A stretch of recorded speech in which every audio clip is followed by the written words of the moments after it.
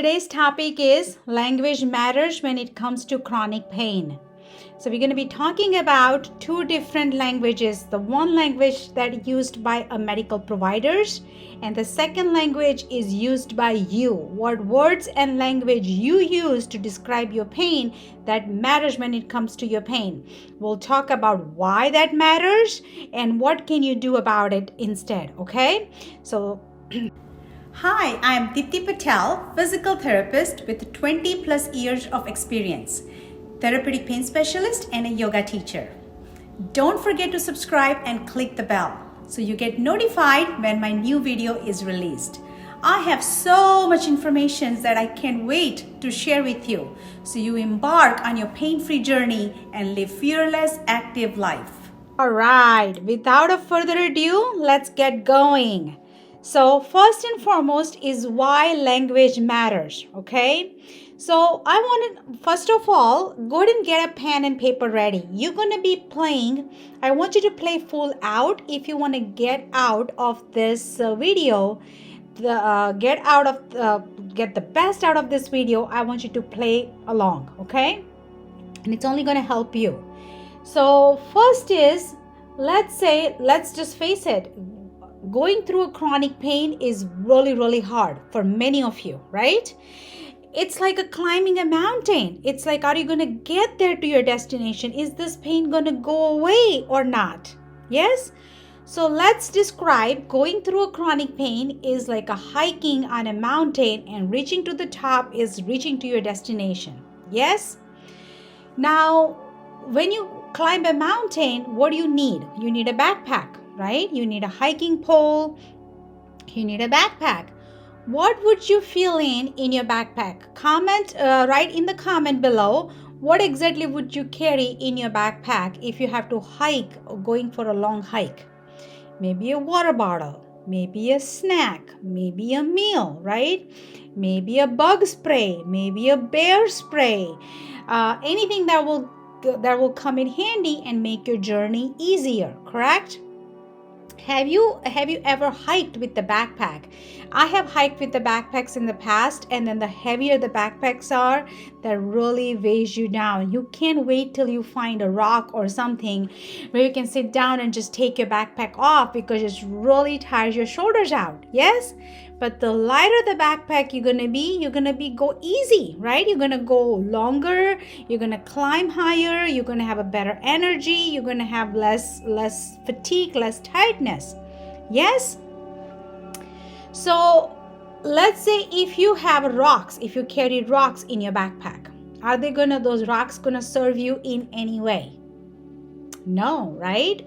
On top of that, it's going to make your backpack so heavy that it's going to be hard to go on and on for a long day hike, correct? So the language we used, the negative beliefs we have, the attitude we have, all that does not serve you. They are like those rocks, okay? So take them out. Make that backpack lighter, okay? So that's just in a simplest term to explain that why the language matters. In a medical terminology, why is it important? Because the negative beliefs, the strong language, scary language lights up the fear centers of the brain. And if you use the milder words, that can neutralize the brain's fear center. So the amygdala in the brain has a lot to do with it. The stronger and more scary words you use, like a stabbing and sharp and unbearable pain and many outs there, it really lights up those fear centers in the brain. But if you use the milder words, like if it's uncomfortable, yeah, it's achy, that really helps you to neutralize the brain's fear center. And you can play this game along if you don't even have a headache and you say, oh my goodness gracious, I got a sharp stabbing headache. Just say that over and over again for 10 minutes and 10 times and see what happens. In about 10 minutes or so, even if you don't have a headache, you're gonna get a headache, right? The other important thing is There is a nocebo effect. Have you ever heard of nocebo effect? Well, have you heard of placebo effect? Right? So somebody might give you a sugar pill and say, yep, take this sugar pill and it's going to take your headaches away. But you might get a diarrhea as a side effect. So taking a headache away, that's a placebo effect. So even if it's a sugar pill, doesn't do anything. In the placebo side, your headache might go away. On the other side, the diarrhea is the negative effect. So that's a nocebo effect. So you might get the diarrhea, right? If you really believe in it, and this is true.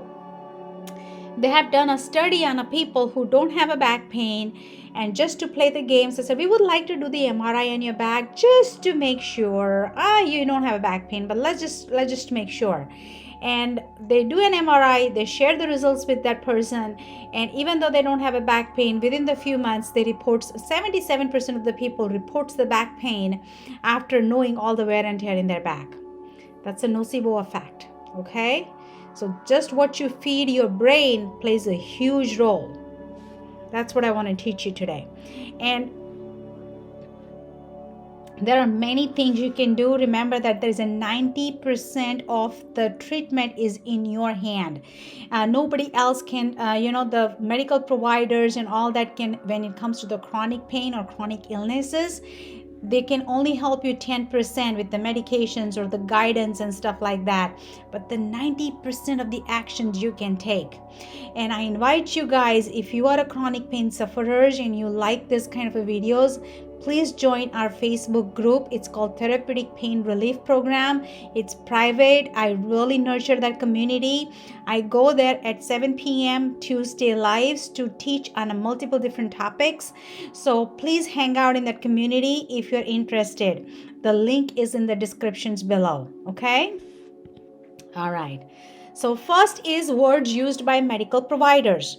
So what I'm going to do is I'm going to show you several different slides, and you're going to write down when you see that diagnosis or when medical providers tells you that information, what goes in your mind? What are you imagining? What are you seeing? What are you understanding by that word? If they don't explain anything, you just imagine, you just walk out of that room, what exactly goes in your head, okay? Start writing those things down. And if you're brave enough, please share those in the comment below. And that's going to help many of the other people. So please be brave. I know it's vulnerable to share this kind of information in the community, but if you really want to help out others, be brave, share that information. Here we go. So your doctor says you got degenerative disc disease. Oh, degenerative? Oh no, I am falling apart. It's only going to get worse. That's an example. I'm going to show you several different slides and you're going to do the same thing, what goes in your mind, okay? And this is not my words. This is exactly what patients think. So sometimes they come to me and I ask everybody this question that, hey, what do you think is going on with you? Well, I was told I have a degenerative disc disease. Okay, what do you mean by that? Well, that means I have a wear and tear in my back. I was really rough on my back. And now I just have to deal with this. It's only going to get worse. It's a disease. It never gets better, you know. It just, the more I'm going to use it, the worse it's going to get, and it's going to deteriorate over time. There is no treatment for this. I just have to live with this. No. Everybody has a degenerative disc disease, including me and the physicians and every single human being. Degeneration means it's an aging process. As we get older, we all have wrinkles inside our body. Just like your hair turns gray and your skin wrinkles as you get older, same thing happens inside your joints. That's all it means. It's none of any kind of a disease. Okay, so that's an example. Here we go. Next one. Your pelvis is out of place.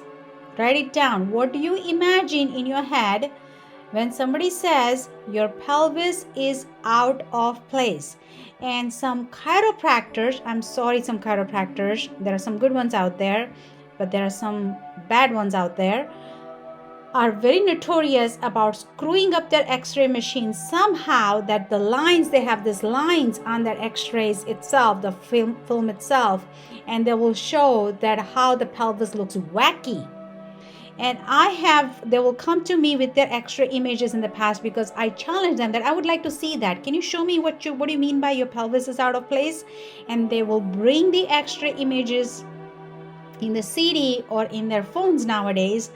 And I will, if in the medical system, if I have their x-rays done in the past, I'll pull up those images and I'll show it to them. I said, they just don't do a good job of taking this x-ray. They're just fooling you around more than anything. That does not help you, my friend. Okay, so be aware. Really get knowledgeable here. Okay, here's the next one. You have a torn rotator cuff. If somebody says you have a torn rotator cuff, what goes in your mind? Because many times my patients will come to me and they're actually pissed that they're sitting in my clinic because they were told they have a torn rotator cuff muscles and they should see a surgeon, not me. Because what physical therapist gonna do if they have a torn rotator cuff muscles? Somebody need to repair those muscles. And that's a whole story for another day about the treatments for rotator cuff muscles and all the data I want to share. Okay, here's the next one. You have a torn ACL and your cartilage is almost gone. Well, torn ACL means I need surgery, right? That's all I need. There are many athletes out there who tears their ACL. They continue to play sports and they choose not to go for any surgeries because it's a long time to heal. It's a 16-week long rehab, and the guarantee after the repair is pretty much not stable anyway. And the downtime is so much they can afford to do that, and they function just fine. But see, if somebody tells you that, what comes in your mind? Okay, here's the next one. Your disc is completely gone. What comes in your mind when somebody says that? Your disc is completely gone. Just one vertebra on top of the other, right? There's no disc anywhere there. Ouch. Just listening to that hurts. Your hip is out of socket. Again, some of those chiropractors, and this really fits in the people's head. My hip is out of socket again. Those little click they hear in the hip. That means their hip is out of socket and somebody has to put it back in place. Do you know how much force it needs to get the hip out of socket? But again, what do you imagine when that comes in your mind?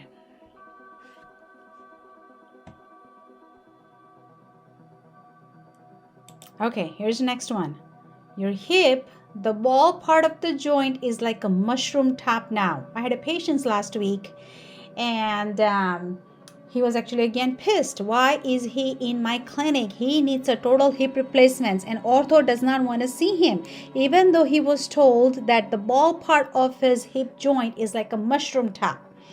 So I looked up his x-ray and it was a moderate arthritis. So I had to show him the images and he said, oh, that ball looks pretty good to me. I said, yep, this is a 77-year-old hip. And it's just looked like a 77-year-old and much better. I wish I have a hip like this.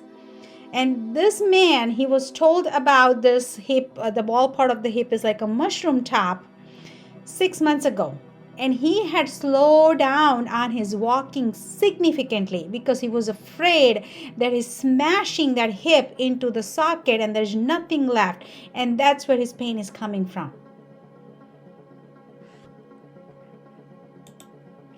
All right, here's the next one. You got a bulging disc. What comes in your mind when somebody says you got a bulging disc?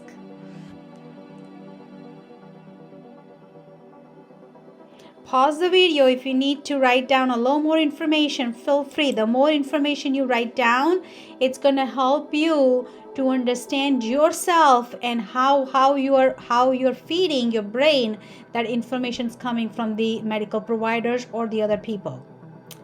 Okay, here's the next one. Your knee is bone on bone. Very, very common. I hear this at least once a week. Many times I need a knee replacement. There's no way, nothing, nobody can help me. I'm bone on bone. I just need to lose this 50 pounds so they can do a surgery on me, and that's gonna take care of my pain.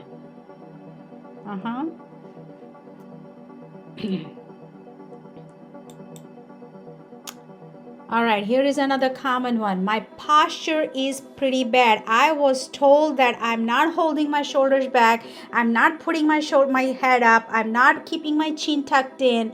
There are many times people will sit with the stiff back and they just want to know the perfect sitting position or the perfect chair on the planet Earth that they can buy to hold their posture straight. Otherwise, their pain's going to get worse. So, if you're ever told your posture is pretty bad, just describe what exactly came in your mind. All right, here are some more. The worst back I have ever seen, right? There are many providers say that, and I hear them loud in the gym.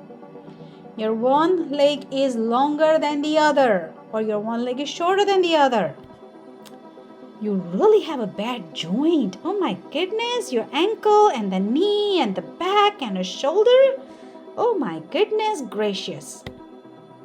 Your spine is of a 90 years old. Few times I'll come across. I was told that my spine is like a 90 years old. So this is what happened in your innocent mind. If you are not in a medical field and if you were fed with this kind of information, this is what goes in your head. I needed my pelvic fixed. It's always out. I can't get it back in. Oh, my posture is damaging my neck. How can I work without harming myself? I need to do this desk work and I sit for 8 hours. This is exactly my patient's words. I sit for 8 hours. I need to know the perfect chair. Can you please tell me how exactly I should sit in order to have my best possible posture so I don't have a neck pain?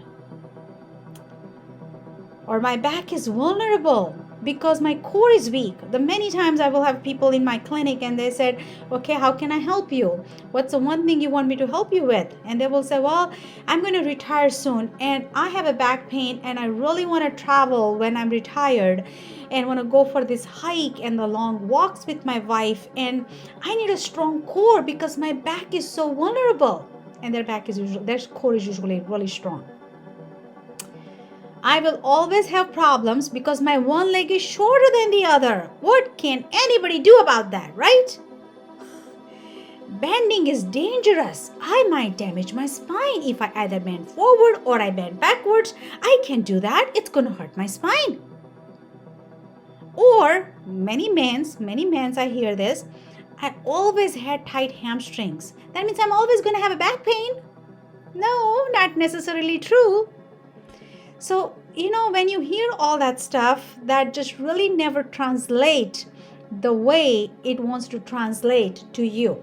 And this is because many of the medical providers are not mindful of what they are saying, or they are not even aware of the impact it gets on you.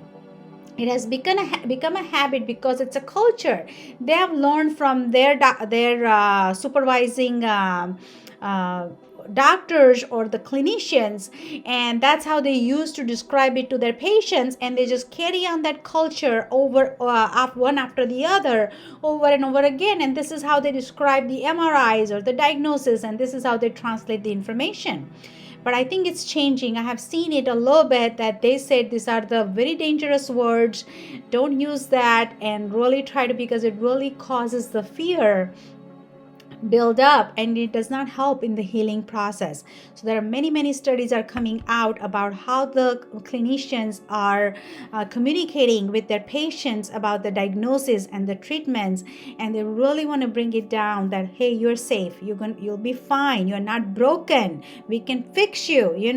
Those are the words are very useful to you, not the words like that. Okay, so if you hear the words like torn, ripped, rupture, out of place, damaged, just sing a song. No, I don't want to hear it. But you know what? There are many clinicians going to still say it, and you're not going to change every single one out there, right? It's so hard to change the world. But here are the two things I want you to do. Politely ask your clinicians, your provider, that, hey, can you please explain what exactly you mean by that? You said I have a torn rotator cuff muscles, right? Can you just tell me what exactly you mean by that, and get a little more information on that? And then ask them that what are the treatments possible if somebody has a rotator cuff tear. Like, what is the actual protocol? What's the next course of action everybody takes when they have a rotator cuff tear? And then find out the outcomes. Let's say if I want to go non-surgical, I don't want to have any surgery on, what are the outcomes? Really share the data. I really want to know the research-based data. If I don't want any surgeries, what is the outcome? And if I do want a surgery, what is the outcome? What is the difference between the non-surgical repairs and the surgical repairs? Get more information. That's why you are there in their office. And do not Google it up. Don't Google this kind of information up. You're going to find so much variety of the different informations out there. You're going to be so confused if you don't know how exactly you look at the research data. It can skew you in a different direction. So don't do this on your own. Find out from your clinicians, and that's why you pay them that copay and see them. So ask them, be brave and ask this kind of information, okay? All right. Now the next topic is the words used by you. So first the language used by medical providers, and the second is the language used by you, because they both impact, yes? And because most of the time when we say something, when we use that language, we are visualizing that image and the pictures in our mind, right? And that makes the pain multiple folds better or worse, depends on what language you used, okay? So I again want you to humor me, and I'm going to show you several different graphics, and you have to guess, looking at that graphic, what exactly that means. And let's have some fun with this. Yes? All right. Before I go, this is exactly my patient's words. This is how they describe their pain, okay? This was a really good one, so I wrote it down. The pain can be a real killer, you know. It goes round and down inside my thigh muscles to my old knee, which I broke it years ago. And sometimes it goes down into my groin. And that drives me crazy. And I get these pins and needles in this bloody foot. I can't put my finger on why it's happening. But you know what? I'm ready for a scrape hip. I had to look up that word, what that means. The treatment so far has been bullshit. And sometimes they go on and on and on and on and on. And before I do any objective assessment, I have to stop them. I said, stop, please. If you keep using the strong language like this, you're not going to get better. Be kind to yourself, first of all. And just back off with that language. It might not be that bad with the way you're describing it, but some people are pretty passionate about the way they describe their symptoms. So be mindful, see what you are doing, okay? Self-check. All right, here we go. So when you see this image, what comes in your mind? Write it down. Look at the image. And when you look at the image, what do you think? What kind of a language a person could be using to describe this? My joints are like a rusty hinge. They crack and pop and click all the time like a Rice Krispies. Yeah? I need some oil in my joints, right? Many times some people say that. Okay, how about this one?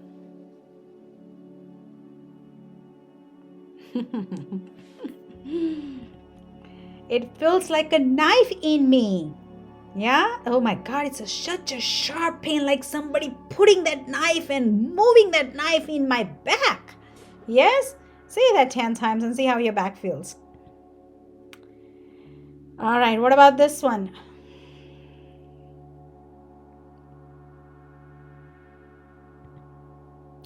My one foot is in a grave, right? It's gone, it's dead, it's useless. Okay, this is an easy one. What do you think this one is? My shoulder pops out. I've joined all the time, right? Okay, how about this one?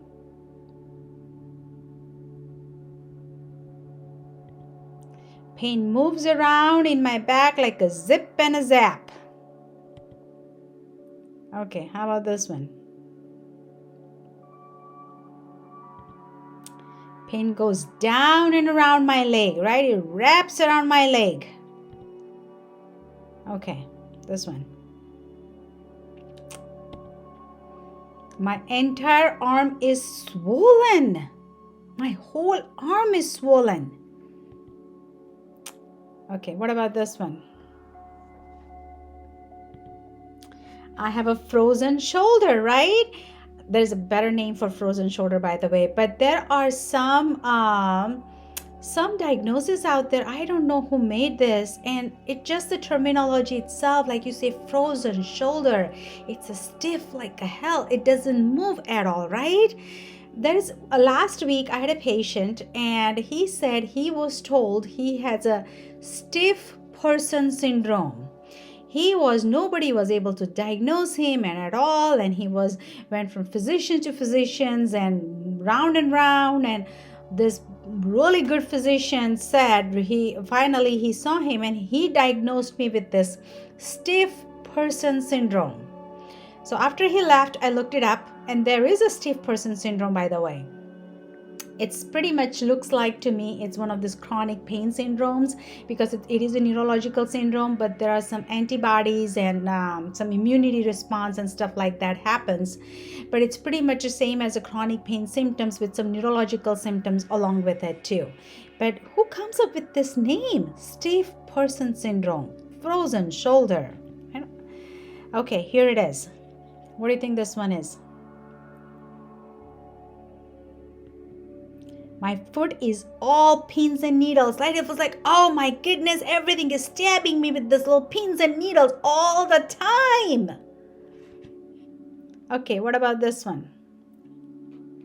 This is my peripheral neuropathy patients tells us quite often. I can't find my feet. English is my second language.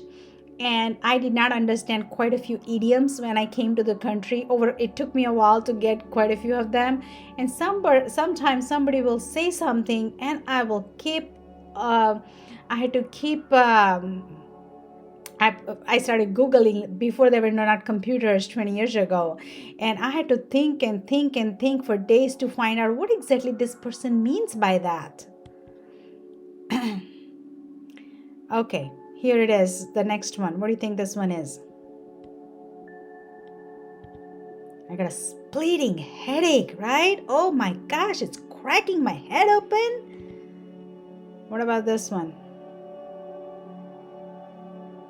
It's pretty obvious, right? I'm walking on an eggshell. As long as I'll do something else, boom, I'm done. Okay, what do you think this one is? It's pretty obvious too, right? Whiplash. You imagine your head is like a springing back and forth like that. Sometimes they show that in those advertisements and stuff. That's so bad. Anyway, what do you think this one is?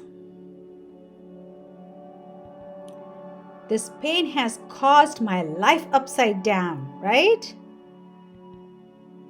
Okay, I think this is the last one.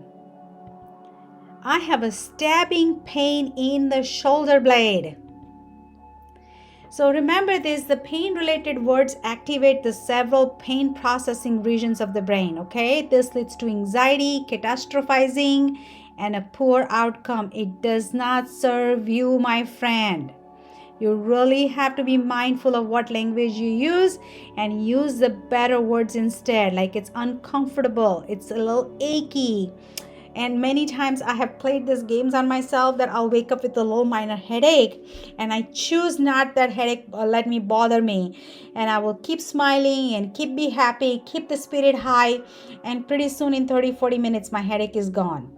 And if I have really concentrated on that headache and I'm like, oh my goodness, my head hurts. And eventually if I keep doing that, my headache does get worse after about an hour or so. So see if you can change your pain around by changing the words and see how it feels. Just experiment. Find out. Yes? Keep your backpack light to climb the toughest mountain because it's not easy. This chronic pain healing journey is rough. I totally agree with you. So keep this backpack light. And please share any aha moments you have, any of the language you have been heard or told by your medical providers, or the words you are using quite often. Share those. It's going to help quite a few of us. Yes? And thank you so much for watching this. I really appreciate your support, and I'm here to help. Always keep that in mind. So keep the questions coming.